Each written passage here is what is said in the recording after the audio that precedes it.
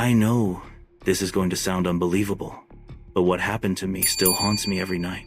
It all began so innocently, so trivially, that I never imagined it would spiral into the nightmare it became.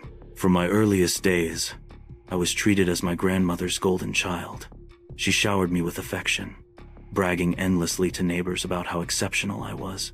My younger sister, Emma, seemed to get the leftovers of her attention, or maybe nothing at all.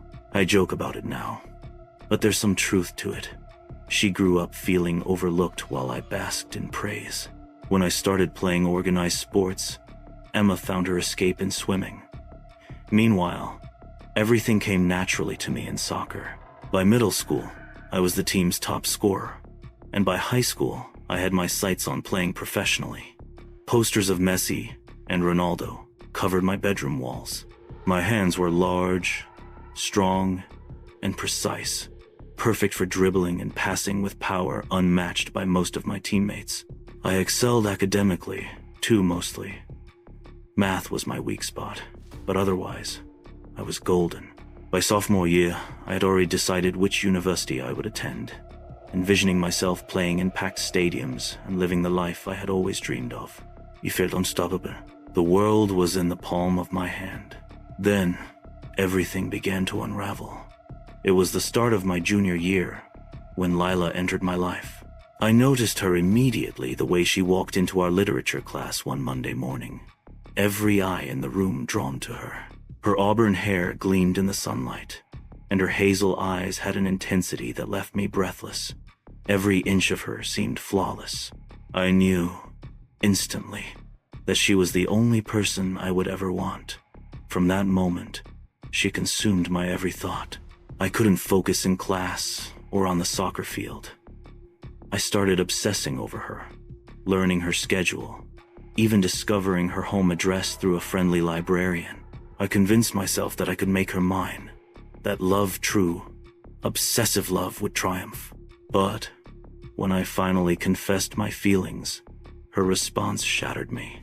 "I don't feel the same way," she said, cold and unyielding. I expected disappointment.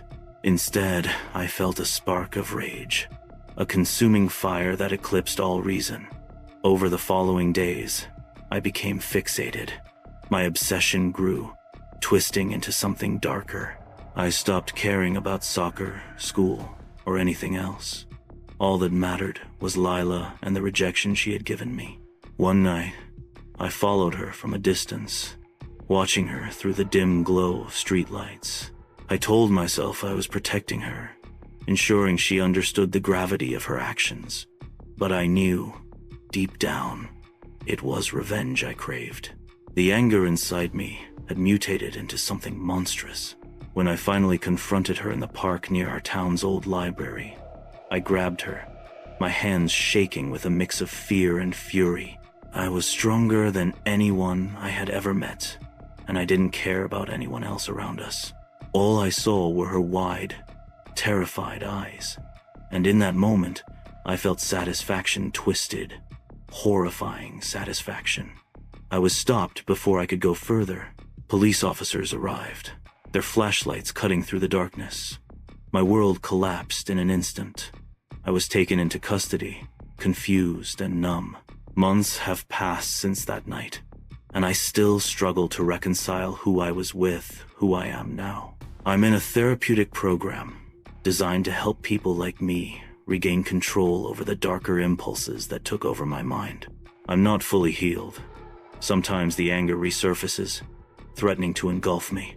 I know I am responsible for my actions, even if the world of romance and media played a part in shaping my understanding of love and obsession. I've written this to document the events that brought me here, not for fame or attention, but as a cautionary tale. If young people can read this and recognize similar patterns in themselves or others, perhaps tragedies like mine can be prevented. I hope that one day I can reclaim my true self, and that the sister I once overshadowed or anyone else affected can forgive me, though I know some scars never fade.